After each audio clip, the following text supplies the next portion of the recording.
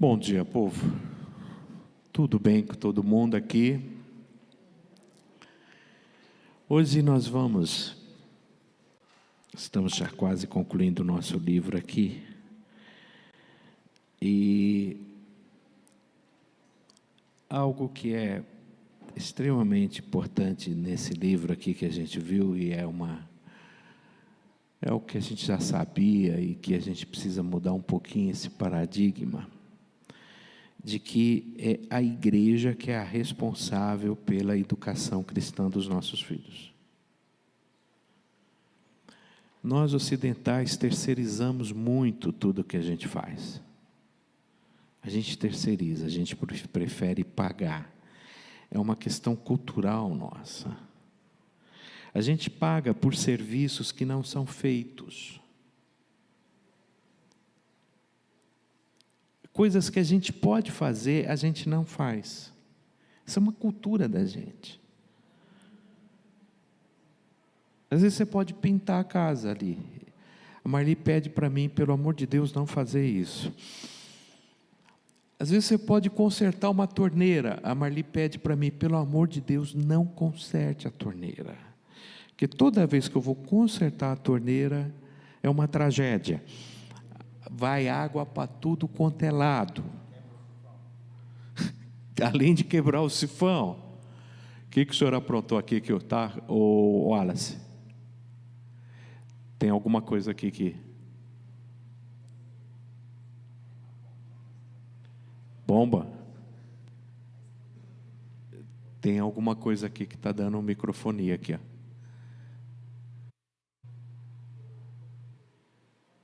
Som. Sou eu. Eu vou explodir aqui daqui a pouco. Tá? Então a gente sempre terceiriza. Mas tem coisas assim que são simples. Por exemplo, lavar o carro. Eu não vou lavar, eu prefiro pagar 20 conto, 30 conto do que lavar o carro. Então, Maria Helena, faz o seguinte. Pede para alguém. Pastor Oswaldo, pede para Maria Helena conversar com o senhor lá, à porta ali. Isso. Atende ele ali. Tá bom? Atende ele lá. Tá bom? Isso. Então, o que eu falo é exatamente isso aí. Não. É só atender ele lá. Atende ele lá. Tá bom? Isso. Então, o que eu falo é que muitas vezes a gente terceiriza algumas coisas que é responsabilidade nossa. A gente responsabiliza. A gente transfere. É muito mais fácil transferir, é muito mais fácil pagar. Coisas que a gente tem que fazer. Então, por que a gente tem essa cultura de pagar? Por que é mais fácil transferir?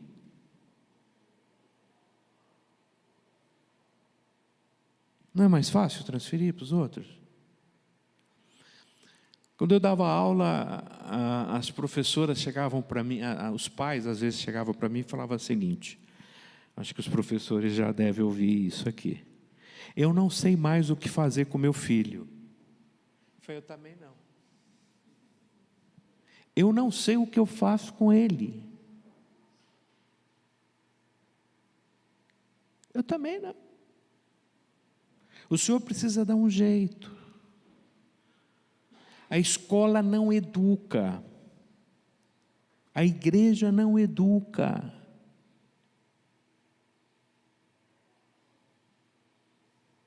Quem educa? E tem algo que eu acho assim, muito interessante, no oriental. O oriental, ele não tem essa divisão que a gente tem,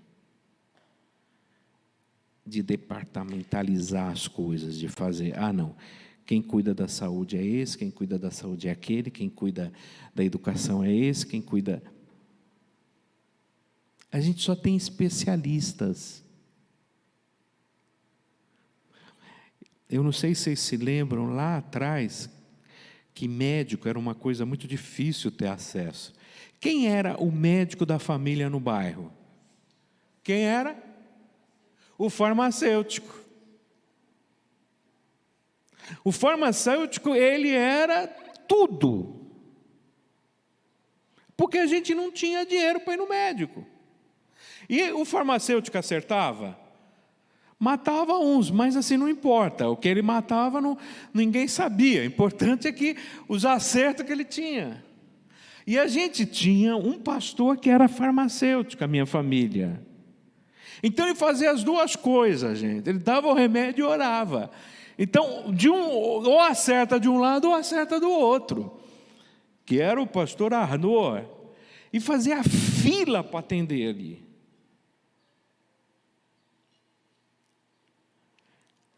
Então, é interessante no Oriente que você não consegue separar a educação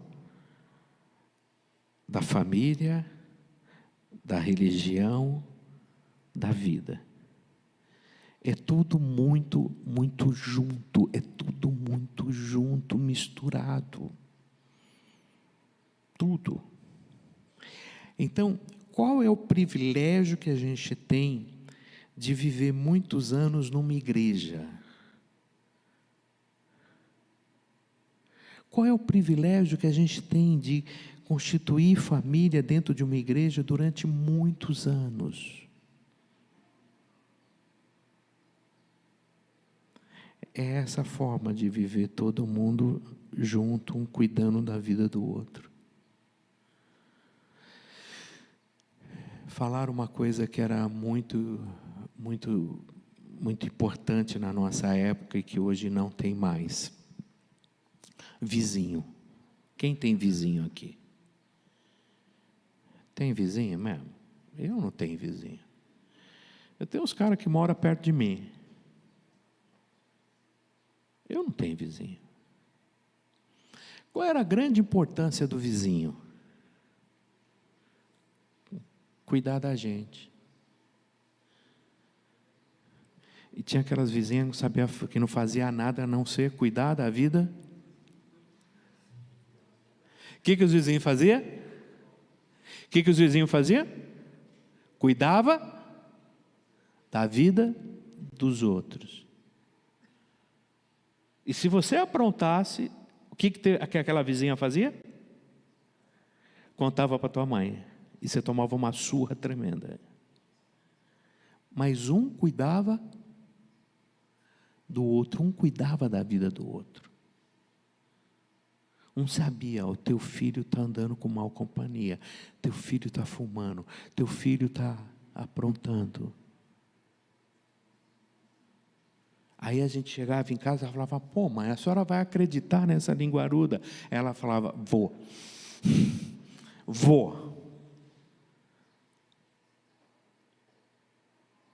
E você tomava uma surra tremenda. Outra coisa, talvez vocês aqui, eu não fui criado perto de vô e vó. Alguém foi aqui? Até hoje, eu não sei para que serve isso. Desculpa. Para que serve vô e vó? Para que serve, gente? Para estragar? Vocês acham que é para estragar? Para que serve vô e vó? Oi? Faz parte de rede de apoio. Faz mesmo. Você não fica com raiva de vez em quando, dando a tecla, não. Não, fica assim, você larga a mão. Ainda mais agora que ela está lá no Nordeste. Nossa, está ótimo. Não, você está gostando porque ela está lá no Nordeste, é isso. Então, gente, qual é essa relação de vô e vó? Qual que é essa importância? Né? Então, eu fiquei tão frustrado que hoje eu sou tio-avô. Né? Eu sou tivô. Né? Agora esse termo aí. Eu tenho uma pancada de de sobrinhos, assim, que eu já sou avô desses meninos, né? Sou tio-avô. Então, qual que é a importância disso? Outro dia um casal trouxe um negócio interessante aqui, que até os avós hoje, está meio complicado, avô e vó. Eles falaram que não dá para confiar muito em avô e avó, porque avô e avó agora estão nas redes sociais. Eles não têm tempo mais, ele não vai parar de fazer, para fazer o bolinho de chuva, ele não vai mais fazer o bolo, porque ele tem que estar nas redes. Ele pede no iFood.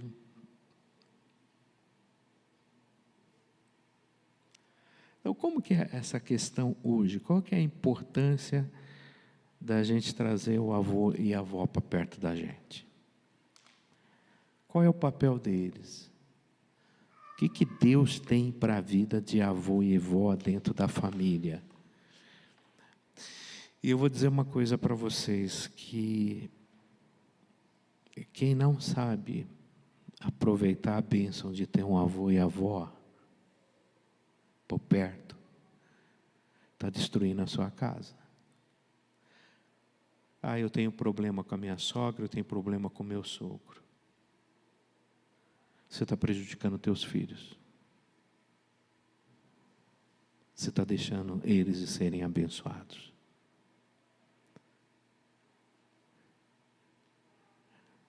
Você está quebrando uma geração.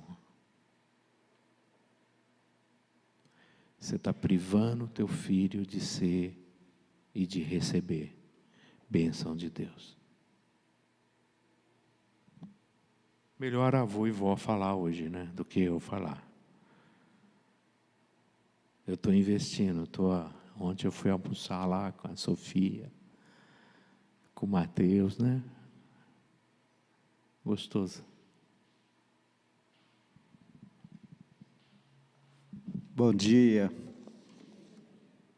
Realmente é um privilégio ser avô e ser avó, não é, Alice? Nós estamos há 56 anos casados, com 54 anos atrás nós tivemos o primeiro filho, de 52 anos o segundo, 45 anos nós tivemos a terceira filha, com 44 anos nós tivemos o último filho. Os filhos, então, eles já estão crescidos, se cuidam bem. Há 30 anos atrás, nós fomos avós a primeira vez. E daí para cá, o último foi há 5 anos atrás. Nós temos 6 netos e uma neta agregada. Já temos um neto casado. Eu não consigo ver outra maneira de viver. Essa foi a nossa vida, envolvido com os filhos e agora envolvido com os netos. É tão parte da nossa vida que é um relacionamento assim contínuo, de todos os dias e de noite. Ainda ontem nós saímos com o Paulinho e a Daniela, os nossos filhos, e eles têm 2 filhos, o Gabriel de 20 e o Guilherme de 12. Mas foi assim um dia maravilhoso junto, né? Parecíamos estávamos divertindo mesmo o dia todo, né? Então é isso que é.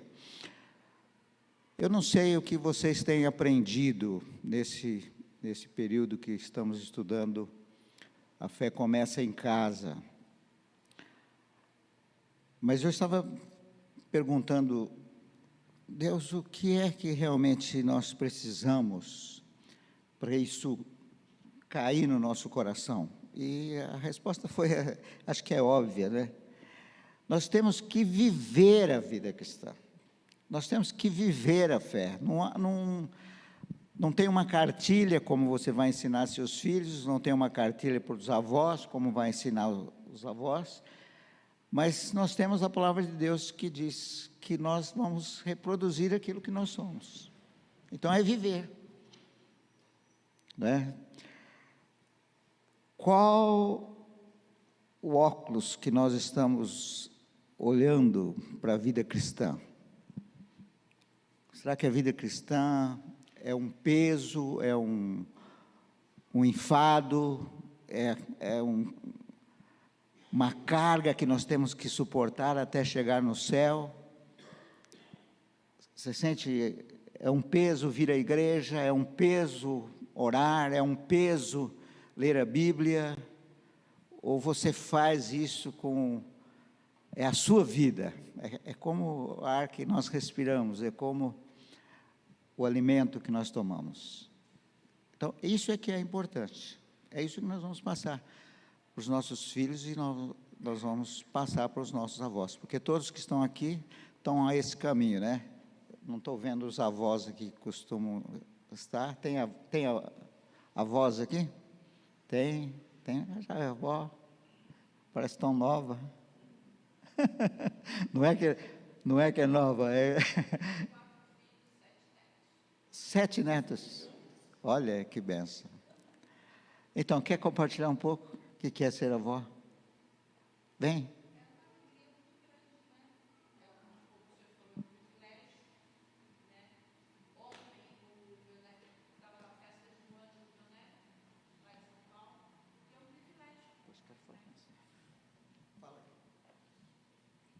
Eu disse que é um privilégio muito grande. Bom dia a todos.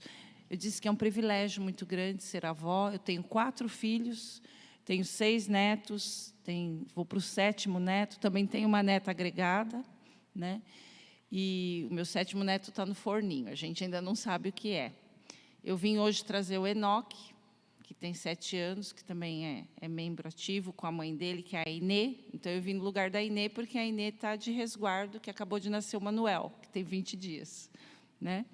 Manuel inteirou 6 netos, e agora meu filho mais velho está esperando o 3º filho dele, né? Que eu sou de uma família, eu tive 4 filhos, e os meus 4 filhos gostam de ter filhos, né? Então, e querem ter mais, né? Se sentem muito felizes, né? Na paternidade, na maternidade deles, e louvado seja Deus, a minha família tem visto alegria em se juntar, né? É possível, né? Está todo mundo junto, mas louvado seja Deus, a gente tem muita alegria, muito prazer em se juntar.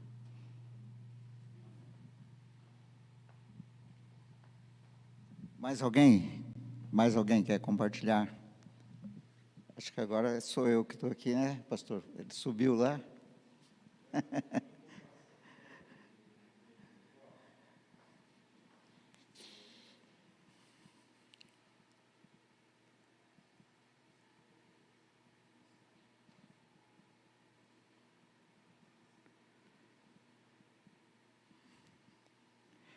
E veja a importância da nossa dependência do Espírito de Deus para vivermos a vida cristã, porque cada um dos filhos é diferente do outro, cada um dos netos é diferente um do outro. Então, aquilo que às vezes serviu para o primeiro não serve para o segundo. O que eu fiz com o primeiro não devo fazer com o segundo, né? Então, aquilo que o pastor Manassés pregou de manhã sobre Provérbios é lindo. Deus quer dar conhecimento, a informação. Deus quer dar a inteligência, que você vai raciocinar sobre aquilo, você vai realmente entender. Deus quer dar sabedoria, que é a prática. Sabedoria é a prática. É como você vai viver aquilo. Então, é o nosso relacionamento, é a nossa vida que vai contar, né? Nós não temos um depósito de informações para passar, é a nossa vida que passa, né? Como nós agimos em cada situação, dirigindo, conversando com as pessoas, resolvendo problemas. Porque a vida é assim, para todos. Todos estamos no mesmo barco. Pode não. Vem cá, Adri. Só um pouquinho, Adriana. Adriana é minha sobrinha. Sobrinha assim, mais ou menos, né? Pode sentar. Ela é sobrinha da Marli. Então eu tenho que aguentar, porque aí veio de cola. Adriana, ela tem uma mãe que é um grande exemplo, que é a irmã da Marli, que é a avó. Qual é a importância hoje da dona Angelita para os seus filhos? Difícil, hein? Bom dia. Bom, primeiro, a minha mãe, para mim, sempre foi exemplo de vida cristã. Então, eu falo isso para os meus filhos. Que nos piores momentos da minha vida, minha mãe dizia: filha, confie em Deus. Confie em Deus, porque Ele nunca me desamparou, Ele não vai te desamparar. Então, isso até hoje eu replico para os meus filhos. Então, eu digo, olha, eu aprendi com a minha mãe e até hoje ela faz isso com os meus filhos também, como vó. Então, ela é uma avó igual, né, a irmã Maria Helena, ela ora pelos netos, ela... Quando você errou, ela te abandona? Não. Ela me disciplina. Ela puxa a minha orelha, eu tenho 45 anos, e ela diz, vocês não foram no EBD hoje? Ninguém vai na igreja hoje? Então, ela pede prestação de contas até hoje em relação a isso. Outra coisa que é a dona... Hoje você chegaria onde você chegou se não fosse por ela? Não, certamente não. O que você faz da vida? Bom, eu sou funcionária do INSS já há 17 anos, né? Passei no concurso há 20 anos atrás. E então vou ler para o senhor a carta que a Júlia 3 escreveu. eu sou psicóloga, Tá bom, o senhor não viu alguma atendo coisa? na clínica, atendo adulto e atendo casais. Teu irmão, o que ele faz? Meu irmão é concursado do Banco do Brasil já há uns 20 anos, mora em Brasília, trabalha na diretoria de TI. Teu pai faleceu? Quantos vocês tinham? Meu pai faleceu há 20 anos atrás. 20 anos atrás. Interessante que minha mãe não tem estudo, né, gente? Os meus pais não tinham, mas eles diziam, não, vocês vão estudar, então... É por isso que eu digo, hoje, se nós chegamos onde chegamos, sem dúvida nenhuma, foram pelos meus pais, né? Não dá para dizer o E que a tua contrário. mãe sustentou vocês fazendo o quê? Minha mãe já fez de tudo. Minha mãe vendia Tupperware, bolo, fazia bolo, ainda faz, né? Bolo, salgados. Foi dessa forma que ela sustentou.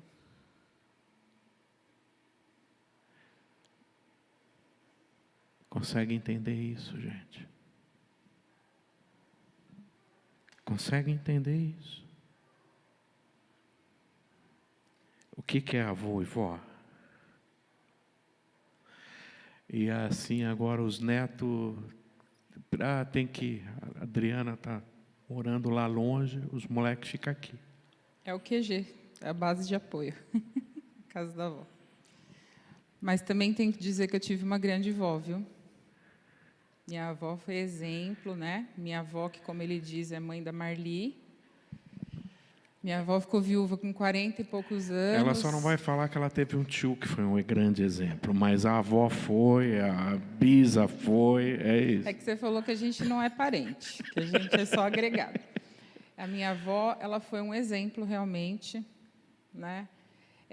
Antes de eu entrar no INSS, a gente vivia uma situação muito difícil e a minha avó, pensionista do INSS, muitas vezes dava o dinheirinho e dizia: vai lá, compra alguma coisa. Minha avó morreu faz 2 anos, né? Mas ela foi um grande exemplo de vida cristã. Então, eu também devo a ela muita coisa.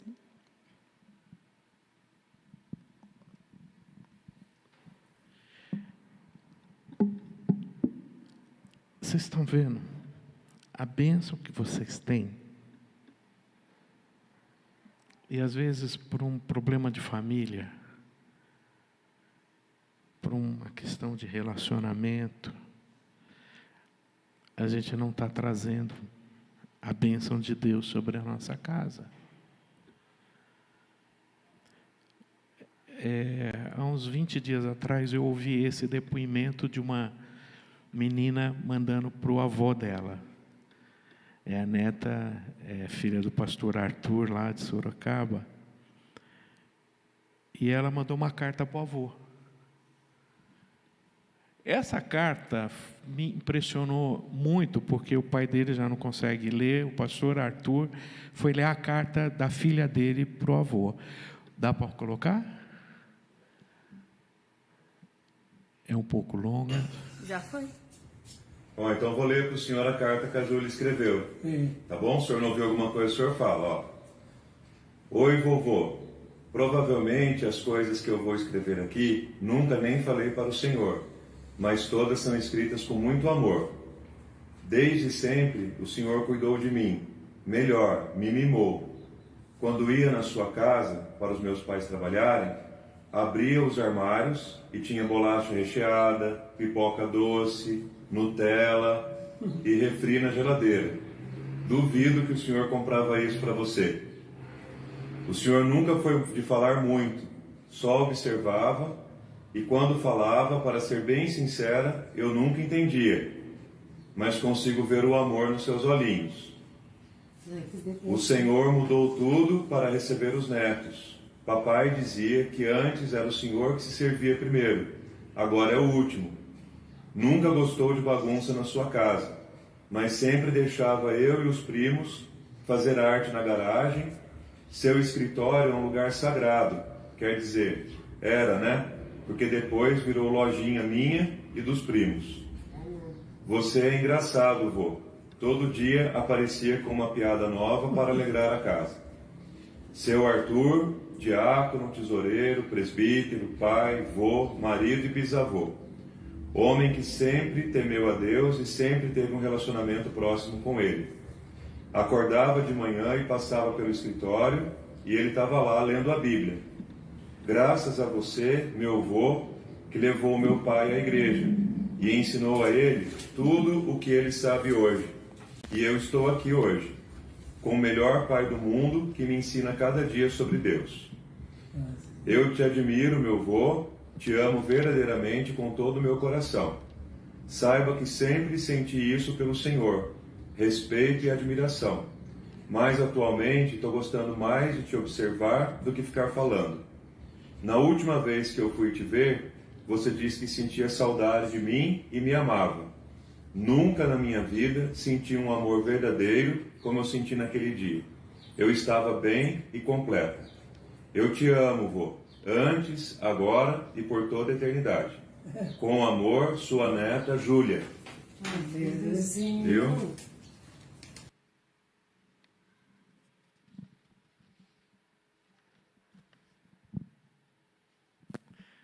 Eu quase chorei. Está chorando? Acho que eu estou estragando tudo hoje aqui. Meu Deus do céu.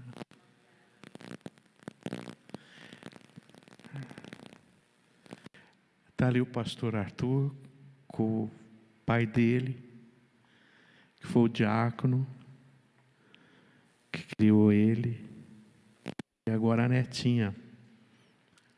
Eu fiquei pensando, será que eu vou receber uma cartinha dessa? Será que ainda vou receber?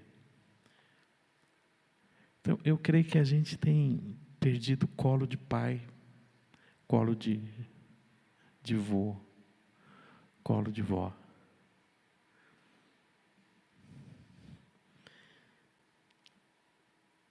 E isso vai fazer muita falta para a gente.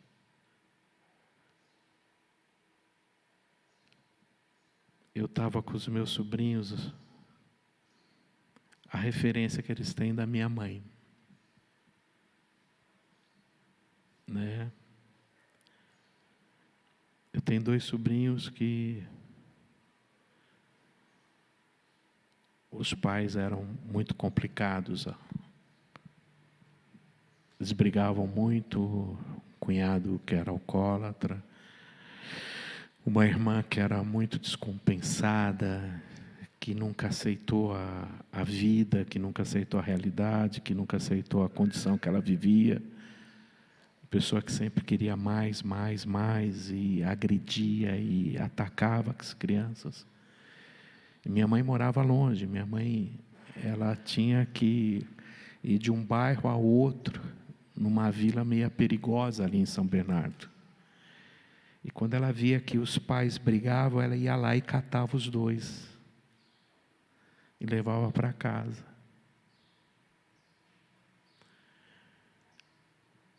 E quando ela partiu, ela falou: cuida do Weslinho e da Grace.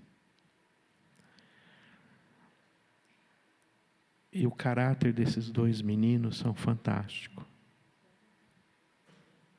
né?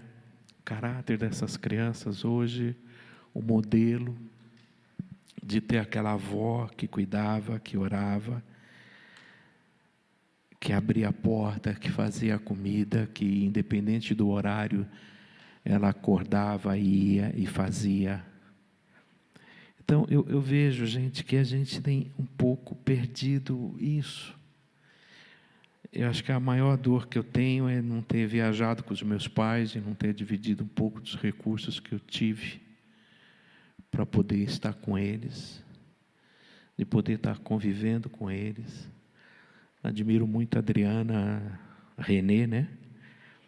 Eles, quando viajam, eles levam a Angelita e levam e tem sido abençoador. Eles têm proporcionado a ela estar convivendo aqui dentro da igreja, estar dentro da igreja, nós temos agora em outubro um congresso só de melhor idade lá no Palavra da Vida, onde eles ficam uma semana, né?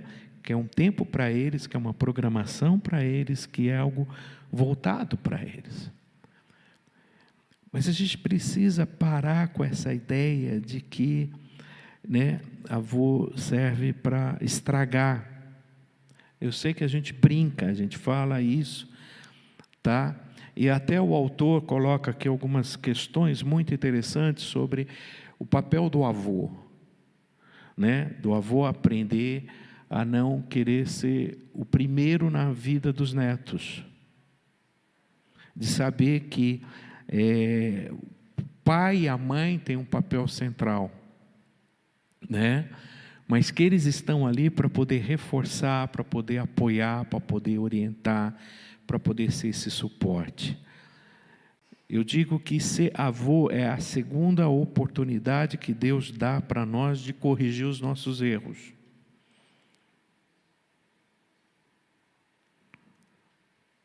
Né? Talvez como pais a gente tinha uma visão que a gente achava que eram coisas tão importantes para nós e que nós cobrávamos e exigíamos tanto. E com o passar dos anos a gente viu que algumas coisas não precisavam ser cobradas. E é por isso que a gente deixa. Talvez a gente precisava ser tão rígido. É por isso que a gente é menos rígido. Talvez a gente chega no fim da vida e a gente comece a ver que algumas coisas pelas quais a gente lutou tanto para ter, tem menos importância do que o estar junto, do que o conviver junto, do que o dividir as coisas. Eu digo que o filho, ele educa o pai. São filhos que educam pais. Educa a gente no que sentido? Deixar de ser menos egoísta. De pensar menos na gente. De olhar mais para o futuro. quando a gente perde um filho, eu converso com os pais que perderam filhos, eles perderam o futuro. A maior dor de um pai que perde um filho é a perda do futuro. Eu perdi o futuro.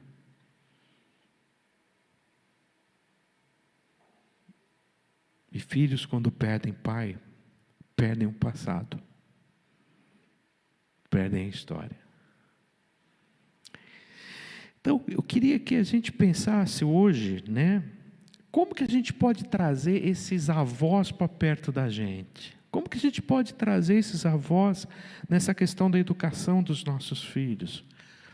Sabe qual é o público aqui dessa igreja que mais atrai visitante, que mais evangeliza? Qual vocês acham que é a faixa etária dessa igreja que mais evangeliza? Os kids. Se tem um culto aqui que enche de avô, é quando as crianças cantam.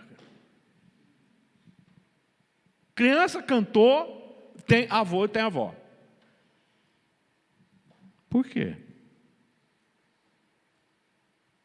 Por que quando criança apresenta, avô e vó vem ver?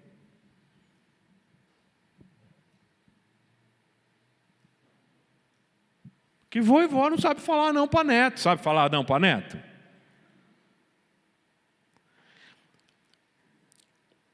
Acho que nós dividimos o mês de agosto. Vocês viram que a gente teve várias apresentações. Porque no Dia das Mães a gente botou todos eles para apresentar num dia só. Eles levaram 40 minutos, né? Que entrou o First Look, entrou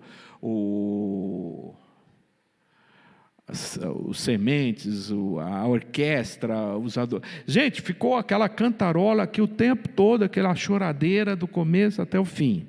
Aí esse ano a gente dividiu. Vamos dividir? Vamos fazer o seguinte: num domingo canta 2, no outro domingo canta 2. Vocês viram que até no dia 31 de agosto tinha apresentação aí para pai. E o que foi muito interessante, que esse First Look é o primeiro olhar, que era só entrar e dublar, que eram os pequenininhos. E eles cantaram 6 horas, porque eles tinham que descer. Eu entrei e eu vi uma avó, que eu falei, mas o que é essa senhora? Aí eu fiquei pensando, será que vai apresentar o neto dela? Eu acho que eu já apresentei, eu já fiquei desesperado. Eu falei, nossa, ninguém combinou nada comigo. Essa senhora tem um restaurante. Ela trabalha de terça a domingo direto. Ela veio para ver a netinha dela indo lá na frente fazer assim.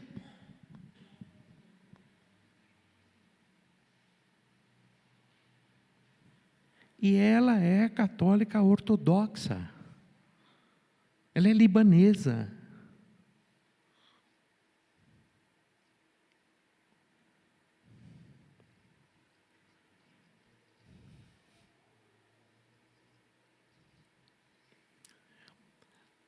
Então, o que a palavra de Deus fala sobre avô e avó? Alguém tem algum texto da palavra de Deus que fala de avô e avó? Tem? Não tem. Oi? Isso, só. Luide, né? Para que ele seja fiel o que aprendeste da tua avó e da tua mãe. Mas não fala do pai. Provavelmente alguns dizem que ele era um grego, né? Que Timóteo era filho de um grego. Tá? Fala das irmãs mais antigas. Mas a Bíblia fala que as cãs, o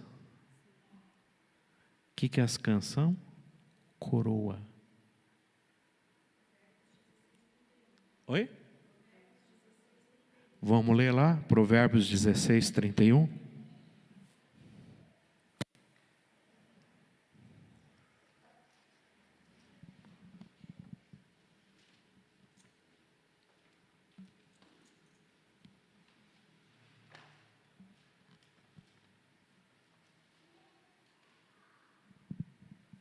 que diz?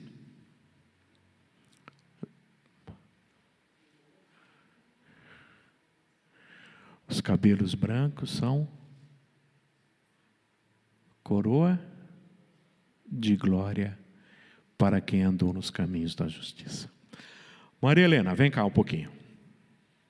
Vem cá, senhora.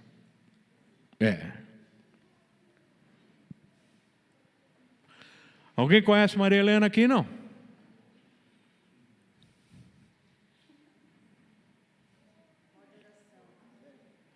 Vem cá, Maria Helena. Quantos anos você está aqui, Maria Helena? Desde que fundou a igreja. Desde que fundou a igreja? 53 anos aqui. E ontem eu e meu marido, nós fizemos 55 anos de casados. A senhora conhece aquela criança que está lá na porta? Vem cá, criança. É lindeza. Quem é aquela criança? É meu neto. A senhora gosta dele? Eu amo de coração, de paixão. Mau gosto que a senhora tem, não? Não é, não. Não é, não? Não. O que a senhora fez com essa criança? Cuidei deles. Cuidei, porque a minha filha trabalhava fora. Então, eu, em casa, cuidava dos dois. E trazia para a igreja. Ele gostava de vir na igreja? Eles gostavam, nunca reclamavam de vir. E até hoje, é o lugar preferido. Eu falei, daqui a pouco eles vão levar o colchão e ficar lá na igreja. Mas foi assim um momento muito, muito bom, sabe? Que eu passei cuidando deles. Eu vi o Daniel dando os primeiros passinhos, eu vi, sabe? E isso me emociona muito, sabe? Me deixa muito feliz. Escola Fazendo Bíblica na igreja. Dominical. Nós tínhamos um trabalho com famílias carentes aqui na igreja. O Davi era pequenininho e ele vinha no carrinho de bebê. A gente trazia, punha ele no carrinho e eu ia, ajudando e olhando ele. E eles sempre vieram para a igreja. Isso era o desejo do meu coração. Quantas vezes, às vezes, você tinha que vir na semana com os dois na igreja? Todas as vezes que eu tivesse que vir, eles viriam. Tinha ensaio? Uhum. Tinha culto de adolescente? No de adolescente, isso já não era mais assim. Você já deixava vir? Porque a minha filha já se apossou mais, né? Mas assim, eu tenho um testemunho para dar, que o senhor estava falando agora há pouco. Uma coisa assim, gente, que eu cuidei deles tanto, sabe? Tanto, que eu tinha um amor, e tenho um amor muito profundo, assim, por eles. Então, eu me colocava no lugar de mãe, sabe? E quando eles foram para a casa da mãe, eu continuava achando que eles eram meus. Isso foi muito difícil para mim, sabe? Foi muito doído. Mas a minha filha me chamou e falou, mãe, você está tomando o lugar da Adriana. Não é assim. Você cuidou deles. Agora, ela é a responsável. E eu entendi. Mas foi doído. E vem cá, como é que foi essa questão o exemplo dos seus avós? O quanto que isso impactou a sua vida? Eu acho que fez toda a diferença na minha vida, porque quem conhece a minha família toda sabe que, como minha avó disse, quem ensinou a gente a gostar da igreja foram eles. Meus pais sempre estiveram aqui e tal, mas trabalho e tal. Então, quem me ensinou a gostar da igreja, criou aqui dentro, foram meus avós. Teus avós te corrigiam, batiam em você, não? Bater não dá, né? Mas corrigiam. Acho que faltou, não faltou? Faltou. Acho que faltou bater. É que eu sempre fui grande, né? Aí ficava complicado. E aí essa influência deles hoje na vida de vocês conseguem abandonar a fé, não? Não dá. Ai, Senhor, obrigada. Não dá. Eu estou orando o tempo todo. Orando o tempo todo por eles. Vão sair, estou orando. Orando pela volta do Davi também, que foi para o Rio, para ele que foi viajar. Orando para Deus preparar uma esposa para eles. Uma esposa.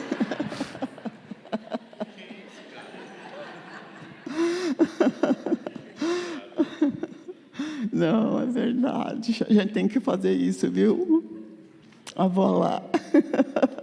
Né? Precisa levantar um clamor, não precisa levantar, não, mas Assim. eu acho que a gente precisa fazer uma campanha de jejum e oração aqui. Tem que fazer. Tá? Então é isso aí, gente. Está aqui o grande exemplo, o grande modelo que a gente tem dentro da igreja. Tá certo? Então a questão lá da Adriana, a questão da Maria Helena, a questão de outros, que a gente vê aqui a importância e o cuidado desse avô e desse avó. Do amor à igreja, do amor a Deus, do amor a servir, do amor a estar aqui. Isso faz toda a diferença. Obrigado, Maria Helena. Então, como que a gente vai resgatar isso? Como a gente vai valorizar isso? Como que a gente vai mostrar essa importância? Então, eu vejo que acho que é importante, como a nossa igreja é uma igreja muito nova, eu digo isso, é uma igreja nova. Eu estou aqui há 27 anos. Então, nesses 27 anos, a gente chegou com 60 membros à igreja. Então, hoje, frequenta a igreja quase 1.000 pessoas, 1.000 e poucas pessoas. Mas essas 1.000 e poucas pessoas não chegaram aqui há 27 anos. Elas foram chegando. Então, eu vejo o seguinte, que o nosso grupo da terceira idade tem uma galera chegando aí, que é a minha turma que já está chegando aí. Mais 2 anos, 3 anos, nós já estamos chegando lá. Só que nós, quando chegarmos, a gente vai estragar a melhor idade, porque vai ser uns velhos muito loucos, vai tudo doido. Que são os velhos da minha época. E os outros já estão assim, que eram os que a gente já tinha aqui, na época da Maria Helena, né, que já tem um pouquinho mais de idade, eles vão ter que aguentar a gente. Né? Mas, assim, a gente não viu ainda essa terceira geração, segunda geração. Quer ver uma coisa aqui? Vem cá, o Lala e a Débora, vem cá os dois. Ó. Isso aí, eles devem ter, assim, acho que a família deles recebeu Dom Pedro. Quando Pedro Álvares Cabral veio para o Brasil, a família deles que fez o café da manhã. Quantas gerações vocês já viram dentro da igreja? A sua família que é grande. Minha família é maior que a dele. Nossa, pastor, nem sei contar. Muitas. Eles são os Lorente. O vô dela não viu o dilúvio, mas pisou na lama, né?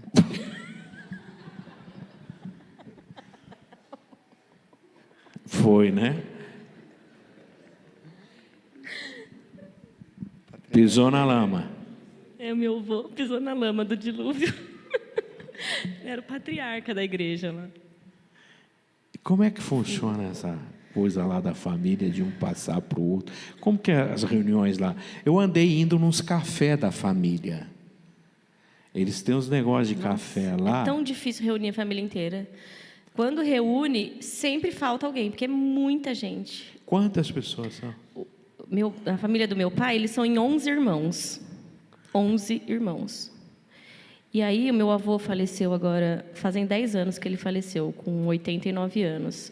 Na data do falecimento dele, eram 32 netos e já estava em 42 bisnetos. Isso, quando ele faleceu há 10 anos, que foi quando a gente fez a contagem. Agora, eu não sei mais que número que está. A figura do teu avô, como que era para todos os filhos? Ai, um mito, né? Assim, um personagem, alguém que a gente reverenciava muito. De fé, de testemunho, de compromisso. Exato. Oração, principalmente. A pessoa que a gente tinha certeza que estava orando por todos os filhos, por todos os netos. A pessoa que a gente buscava quando a gente precisava de uma oração, de uma intercessão ou de uma bênção. Vô, eu estou entrando na faculdade. Vô, eu passei num concurso. E ele que vinha e abençoava.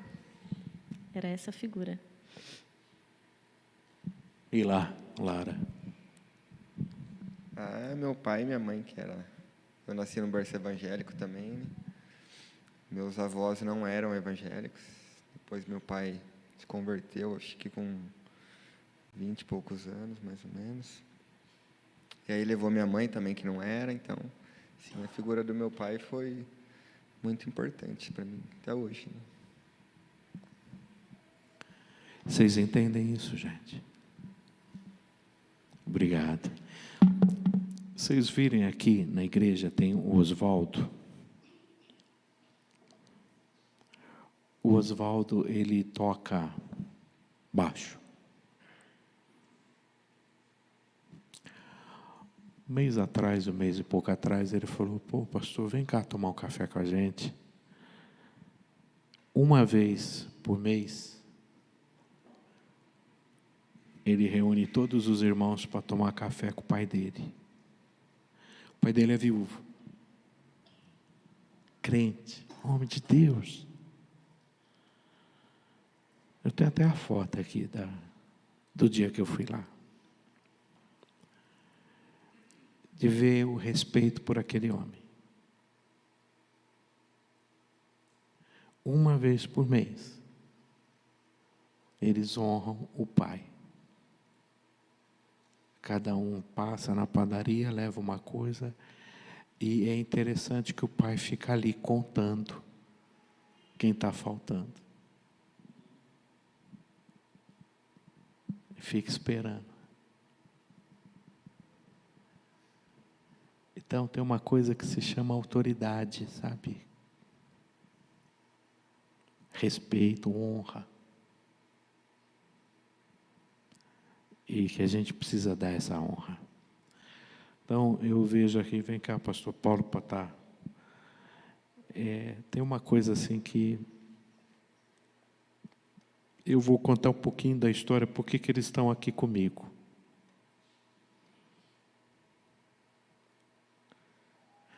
O Silas, que está lá na transmissão, ele veio para a igreja porque a filha do Silas estuda com as filhas de um casal que veio de Goiânia para a igreja. Eles se conheceram. Aí o Silas e a Larissa estavam vindo à igreja, muito ferido, muito machucado por uma situação que eles viveram. E esse casal, né, a Lidiane e o Jonatas, falando para mim: pastor, a gente está trazendo um casal. E aí, quando eles me falaram de onde eles vieram, eu falei: Jonathan, eu vou mexer com isso não. Cara, esse negócio é complicado demais. Nossa, esse povo veio de um lugar que é muito difícil, eu não vou mexer com esse povo não. Já mexi há 4 anos atrás, já foi complicado, porque veio o grupo, quando aconteceu toda a dificuldade lá.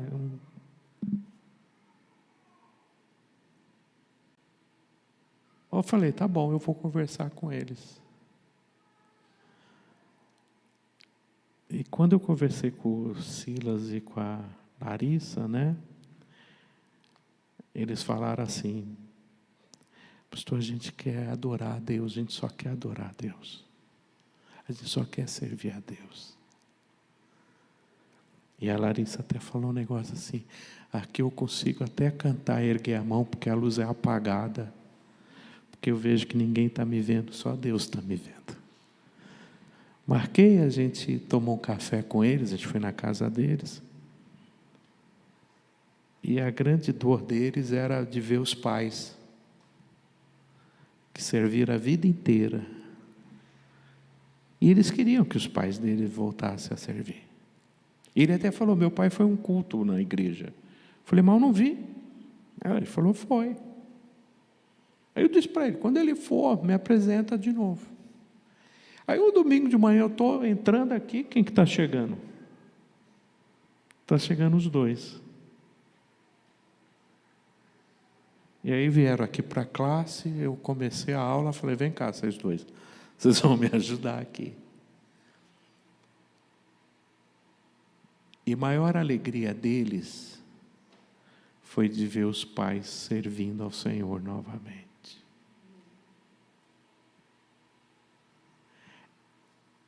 Essa foi a maior alegria deles, todos os filhos, dos 4 filhos. Você já conheceu os 4? Você já conheceu? Eu conheci os 4. Mas assim, a alegria dos filhos era honrar o pai, a fé do pai e da mãe que ensinou eles a vida inteira.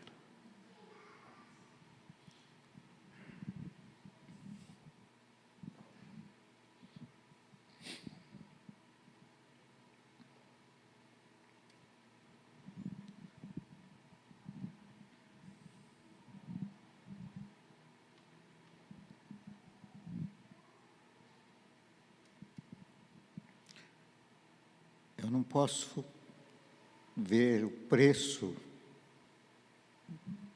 que preço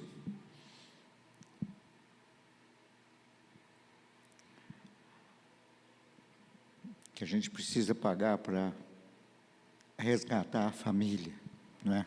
Ainda hoje, quando eu entrei por aquele portão, eu li lá na placa da igreja, lugar da família feliz.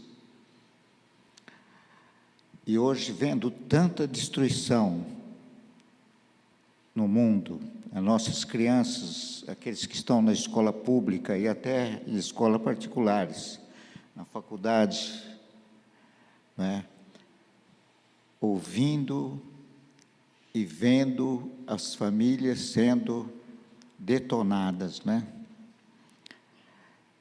destruídas. E nós temos a responsabilidade, irmãos. Nós temos tudo para ser felizes. Deus tem nos agraciado com filhos, eu creio que cada um pode dizer filhos maravilhosos, netos maravilhosos, e o exemplo que nós estamos vendo aqui na igreja, não é? E vamos ver ele aqui, vamos ver logo o Manassés sendo avô, não é? E que privilégio, que privilégio. Não tem preço, não tem preço. Então, nós estamos felizes aqui com vocês, queremos servir a Deus realmente de todo o nosso coração, esse sempre foi o propósito da nossa vida, e ouvindo a carta que a neta escreveu para o avô, é isso que nós queremos para a sua vida, nós queremos para vocês, daqui a pouco, não é? Vão ser avós, cada um. O tempo passa tão rápido. Eu citei aqui 56 anos, nós casamos, 54, o primeiro filho, 30 anos nós já... E hoje a Alice, ela precisa reunir bastante força para lutar com o neto de 12, porque ele chega lá, ele dá um abraço, primeiro é um abraço de carinho, depois é um abraço para tentar levantar ela, porque ele já tem força para levantar, e aí vão os dois para... Mas é isso, nós participamos de tudo, é um lugar sério, de responsabilidade, e nós queremos ensinar a palavra de Deus, queremos ensinar o temor de Deus. Eu trouxe aqui uma pincelada sobre o temor de Deus, mas o grande segredo da nossa vida, pastor, eu vejo que é isso, é o temor de Deus. O temor de Deus vai ser proteção para os filhos, né? Vai ser bênção para os filhos. Nós estamos lendo Provérbios agora, vocês anotem isso, vai anotando. Não leia Provérbios sem ter um caderno na mão. Eu tenho feito a minha própria Bíblia. Eu imprimo a Bíblia, deixando uma página. Hoje já tem, né, Bíblias com... Porque é anotando cada coisa. Aqui fala de um determinado assunto, ali fala de outro. O livro de Provérbios muda de assunto rapidamente, né? Mas vocês vão ver isso, que é segurança para a nossa família, o temor do Senhor. O Salmo 128 é o que eu vejo se cumprindo na minha vida, muitas vezes. Como é feliz aquele que teme ao Senhor. A sua esposa, os seus filhos ao redor da sua mesa, e essa prole crescendo, né?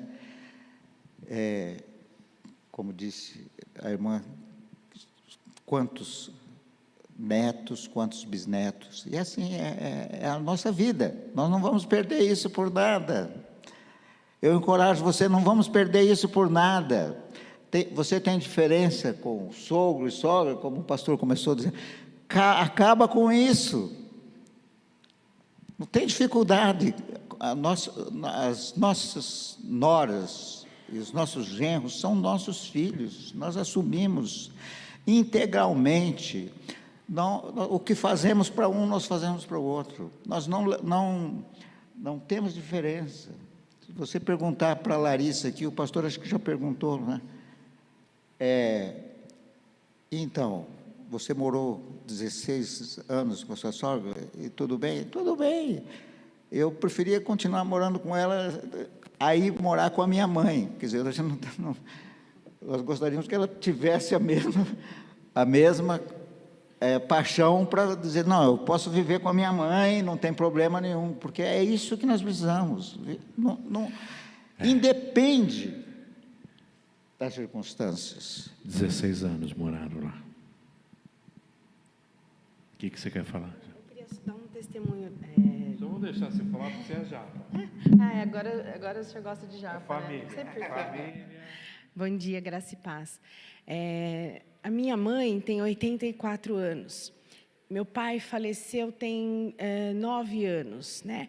E o que eu tentei, e acho que com a graça de Deus, né? E sempre buscando que ela continuasse sendo a avó dos meus sobrinhos e dos meus filhos. Então, ela morava um tempo sozinha na casa dela, eu fazia o acampamento dos netos. Então, eu ia lá, ela já não tinha condição de cuidar, né? Então, eu tentava fazer assim, o acampamento dos netos com os meus sobrinhos, com a Natália, para ela conviver com eles.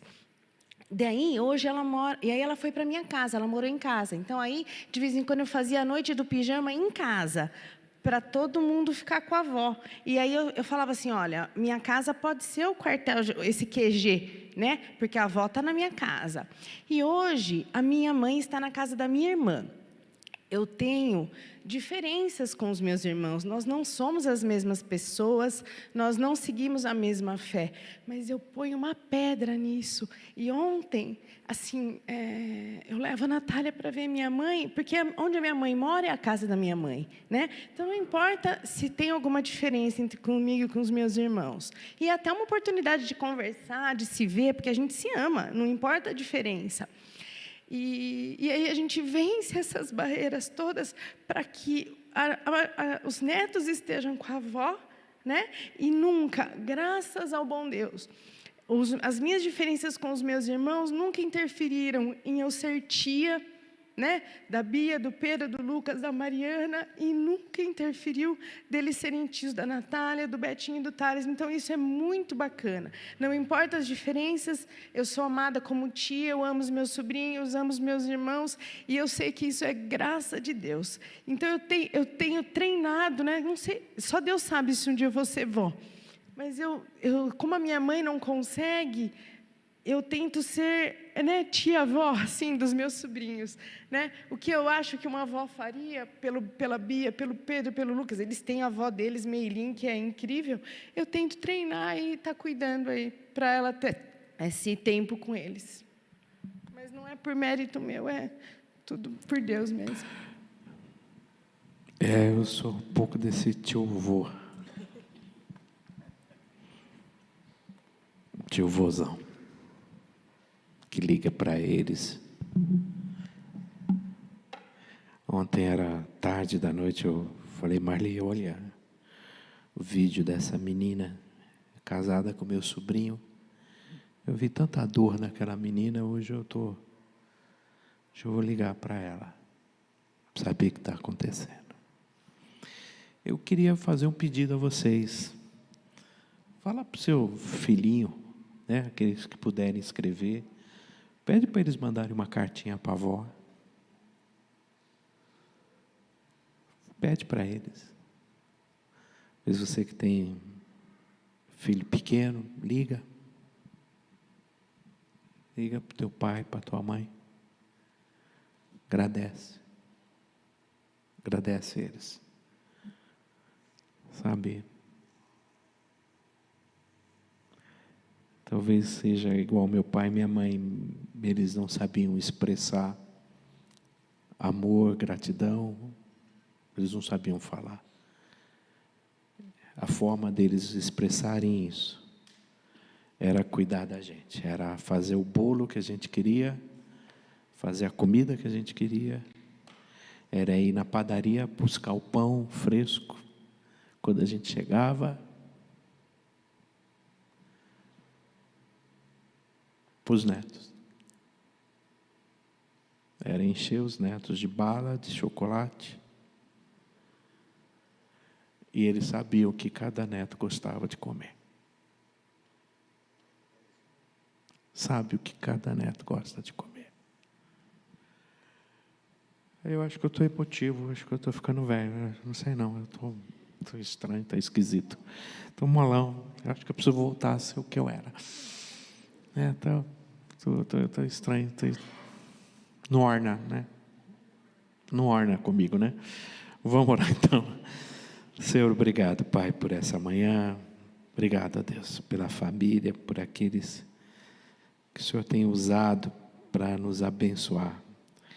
E como é bom honrar pai e mãe. Como é bom honrar pai e mãe. É bom entender esse mandamento que traz vida, que traz alegria, que traz felicidade, Pai. Que a gente possa honrá-los. Leva-nos a Deus, nos prepare para logo mais. Nós oramos em nome de Jesus. Amém? Bom dia, povo.